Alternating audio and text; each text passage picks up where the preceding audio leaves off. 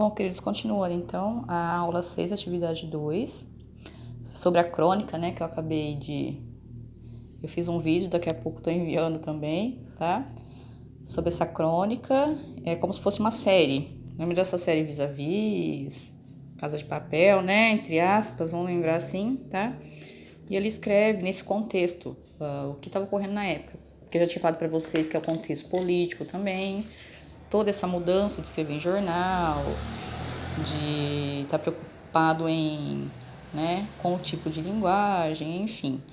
E não só ele, né, o Machado de Assis, né, como um apelido de Lélio, mas outros também que acabaram escrevendo essa crônica, né, Balas de Estalo. Essa série, no caso, né, intitulada Bala de Estalo, acabou ajudando, né, na criação de um projeto político. Igual eu falei, ele conversava muito, né, com um amigo político que depois acabou impedindo, né, o Lélio, o Machado de Assis, de fazer algumas coisas. Mas ele queria escrever para ver se mudava essa situação. Então ele era muito irônico, usava muito assim substantivo no diminutivo, tá? Para chamar atenção. Não podia falar exatamente o que ele queria, então ele usava esses diminutivos, tá? Então aqui está explicando, né, alguns trechos da crônica, vocês têm lá no material, tá? Então algumas regrinhas que eu falei do artigo lá, né, que as pessoas que usavam o bonde, que na época era o transporte público, tinha que seguir, tá? Como elas deveriam falar, tossir, como que elas se portariam para, né, para ler o jornal, como que elas tinham que sentar, né, enfim. Aí o que torna cômico, né, a graça nesse artigo é a familiaridade que ele tem, né, o desrespeito, ele fala acordos mínimos de convivência com o outro, então ele usa muita ironia para falar dos comportamentos sociais que as regras estavam indicando, né, então ele é bem irônico, Machado de Assis. Aí depois, né, que vocês lerem essas informações, dá para responder a questão B, né, falando das variações, as palavras, né, que foram escritas. Ele era muito inteligente, então tem coisa que a gente não entende, tá? Então aí vocês vão pesquisar aula 8, página 13, lá da apostila também, o significado das palavras que vocês ainda não conhecem. Usa o Google, quem não tem dicionário vai no Google. Aí tá falando nessa 1 aqui que o bonde era um meio de transporte, né, na época, e que incomodavam, né, o narrador. Cite alguns deles, além do bonde, o que ele falava lá também, tá? Há costumes do século XIX que persistem até os dias atuais, entre aqueles que utilizam o transporte público, tá? Lá também na crônica, quais eram eles que utilizavam. Depois o autor organiza o texto com vários títulos, título, subtítulo é o que vem abaixo do título, tá? No caderno de vocês, na página 11 e 12. Esta composição nos remete ao formato dos textos jurídicos, como lei, aquele artigo que eu falei dos encatarroados, tá? Lei, jurídico, isso muito assim, ó, quando é criado, por exemplo, no conselho tutelar, tem várias regras, tá? Para serem seguidas, tem os artigos, incisos, então para que serve? Né, na verdade, qual a intenção do Machado de Assis quando ele quis fazer essa crônica usando esses artigos? Para quê? Para nada, ele queria chamar atenção, ele queria falar que as pessoas, como as pessoas deviam se comportar, né? Então, para quê? Aí na 4 aí, no trecho é permitido o uso de quebra-queixos é charuto, em 2 condições, né? Então, das alternativas abaixo, qual ilustra melhor a ironia? Então, ironia é aquela figura de linguagem onde a gente quer falar uma coisa e acaba falando outra. Pra falar que a menina é preguiçosa, eu falo, nossa, essa menina é tão esforçada. Ai, que menina esforçadinha. Então a gente acaba usando muito esse diminutivo, inha. Tá? Então, qual dessas alternativas aqui mostra melhor a ironia presente no artigo 4º dos quebra-queixos? Qual ironia? Tá? Então, ironia é quando ele quer dizer uma coisa e acaba dizendo outra. Aí, aula 9, revisão dos conteúdos, tá? Para realizar os exercícios, é para ler, da variação linguística, que já foi feita, já tinha até mandado para vocês, tá? Eu mandei para vocês e para falar que a língua ela sofre variações, igual do hot dog, da croissant, do alcoólico, aquela atividade que vocês fizeram. E tem 3 fatores principais que acabam assim influenciando nessas palavras, né, o estrangeirismo, que é o fator geográfico, que depende da região onde a pessoa mora, o fator social, que é conforme a idade da pessoa, o nível de escolaridade, se ela é um doutor, se é um presidente, se é um professor que tenha mestrado, doutorado, enfim. E o fator histórico é essa transformação que ela passa, tá? Em recorrência com o tempo. Quer dizer, então no século XIX, olha a linguagem que eles usavam, será que hoje é a mesma coisa? Essa linguagem é a mesma? Tá? Então tá falando que a língua ela sofre mudança, tá certo? Então novas palavras foram incorporadas na linguagem formal, né, na que tem as regras, como na informal da do dia a dia. Aí é que nem o pronome você. Antigamente não falava você. Hoje a gente fala você, que é um pronome de tratamento, mas antigamente falava vossa mercê, vossa ansê, essas novelas antigas, né? Vossa cê, vossa mecê, mecê, esse suncê, vansuncê, que as pessoas, na verdade, antigamente, os mais simples acabavam, né? Ao invés de falar vossa mercê, falava suncê, mecê, esse vansuncê, tá? Esse vancê. Aí, finalmente, o você, o C e o VC, que a gente acaba usando, né? Acabou incorporando na nossa língua. Aí, deste modo, você deverá retirar do texto aquelas palavras e expressões que se usavam no passado, para fazer o exercício 1, lá da apostila, tá? Por exemplo, a palavra encatarroados. Não se usa mais essa palavra atualmente. Há uma outra que a substitui. Qual seria ela? Encatarroado é aquelas pessoas que não têm modo. Lembra que eu falei, tá? Então, que palavra que substitui hoje? O que ela significa?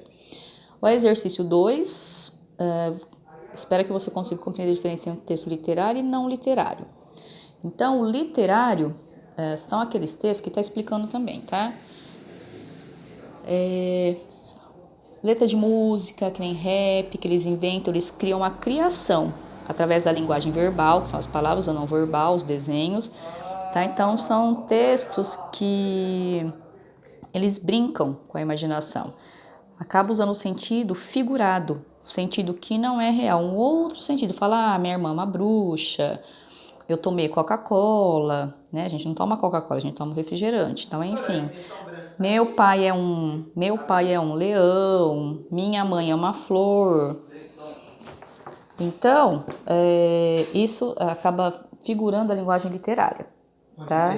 O literal, o sentido literal é aquele verdadeiro, o que aparece em jornais, revistas, tá? O literário, que seria então não literário, é o sentido real, tá? Como se a gente achasse no dicionário, num verbete, para que explique o que significa aquela palavra, jornais, revistas, quando passa uma notícia, uma reportagem, o sentido não literário, porque não pode mentir, não pode usar essa linguagem mais figurada, os fatos têm que ser concretos, tá certo? Então seria esse texto não literário. Então, literário é a figura que a gente inventa, é a criatividade, tem as figuras de linguagem, tá?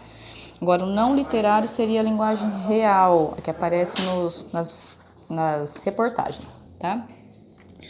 Aí tá falando, já um texto não literário não é capaz disso. Seu objetivo é transmitir uma informação. Então vamos pensar aí, tá?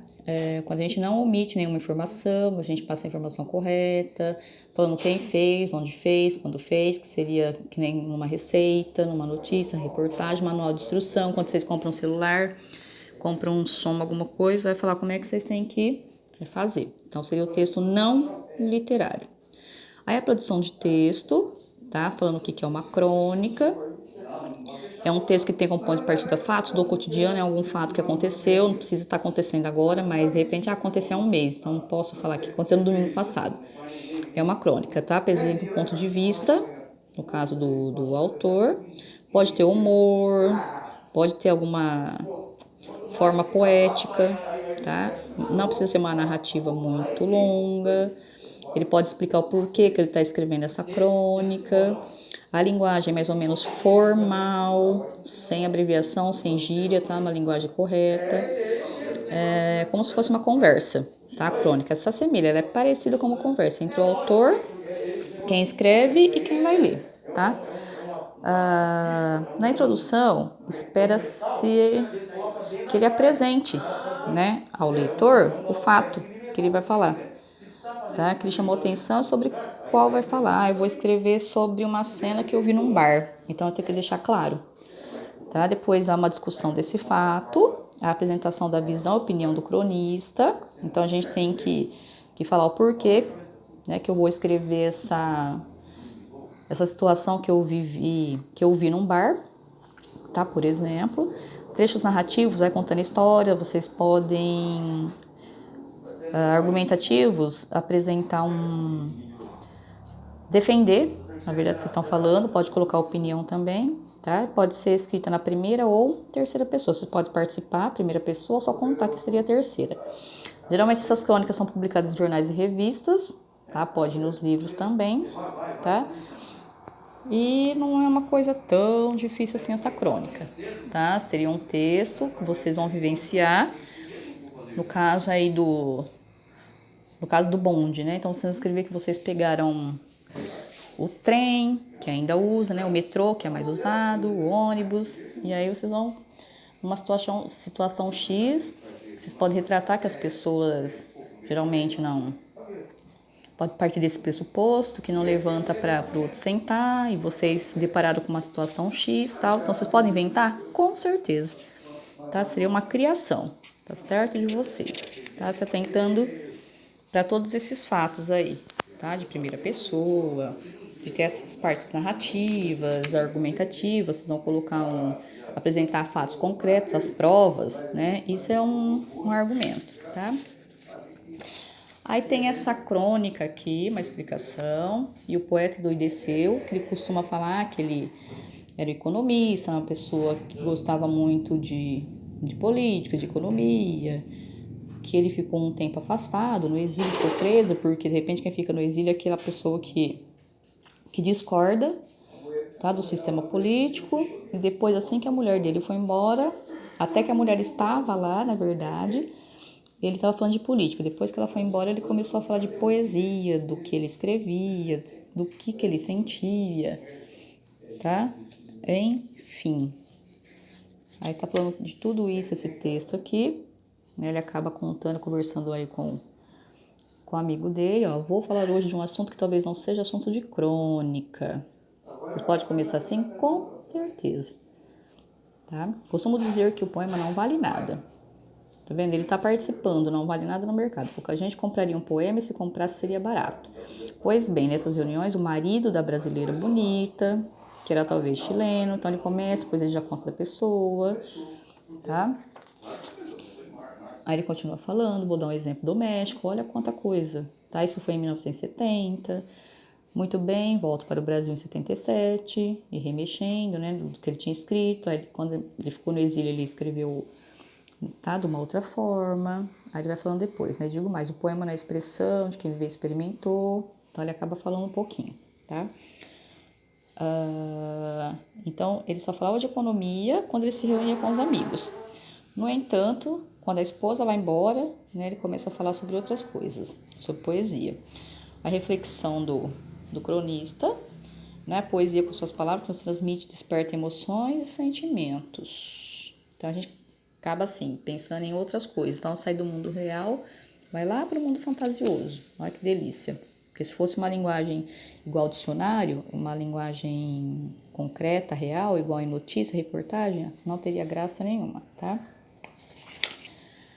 E aí tá pedindo para vocês construir uma crônica, tá? A respeito do tema solicitado, uma produção que retome o assunto do texto bala de estalo, tá? Então vocês podem criar alguns artigos também, igual ele criou, falando o que é proibido num ônibus, o que é proibido no metrô, tá? Mais ou menos parecido com a crônica dele, tá? Vocês podem falar do comportamento e atitude de algumas pessoas em relação quando elas usam esse espaço público. Tem gente que cospe, tem gente que fica encostadinho, certinho, tem gente que fala alto, tem gente que quer fumar, tem gente que não dá lugar para o outro sentar, tá? Enfim, a dificuldade que vocês vão tendo, vocês vão me falando, tá? Quiser fazer um rascunho, me mandar, quiser algumas dicas também, eu ajudo, tá? Então, estou aqui à disposição. Então, crônica é esse, é um fato do dia a dia, que tem que ter um começo mais ou menos legal daquilo que vocês vão falar.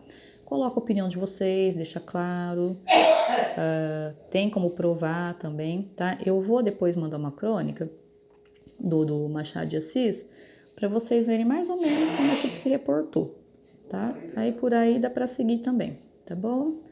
Estou aqui à disposição, tá? Beijinhos.